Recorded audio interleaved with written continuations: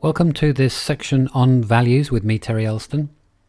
I'll bring you into a very, very important part of coaching and working as a practitioner.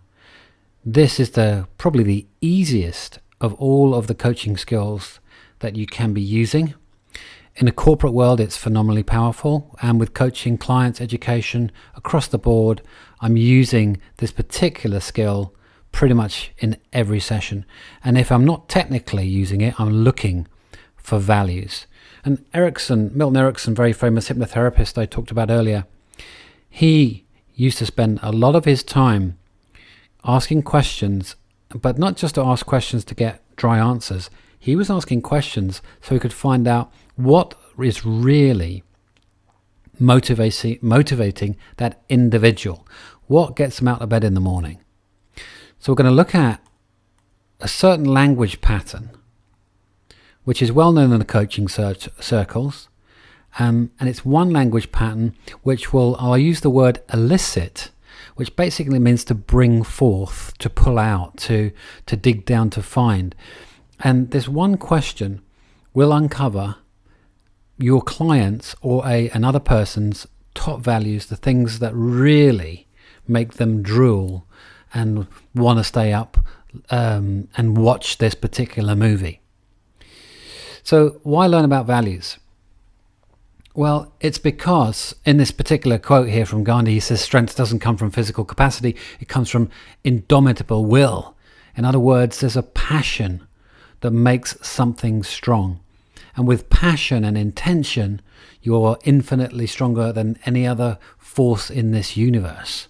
So that's why values are so valuable. And where do they fit in this hierarchy that you can see here?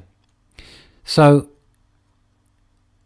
before we talk about conscious mind and an unconscious mind, before values, we have things like behavior, capabilities, strategies, and beliefs. Now, they all sit underneath values.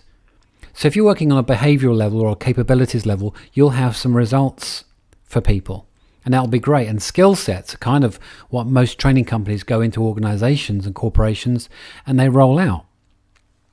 The problem with that is, and this is from research that has been done, is that you'll only catch a few percentage of the people who you're talking to or training or trying to motivate if you're going to train on the skill sets level, which is capabilities and strategies.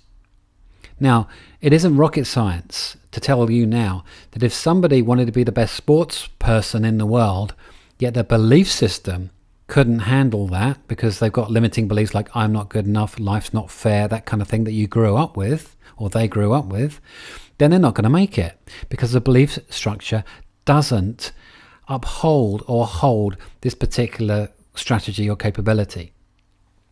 If they're already a decent athlete with a good belief system then all the strategies and skill sets and capabilities that you're going to enhance will actually work.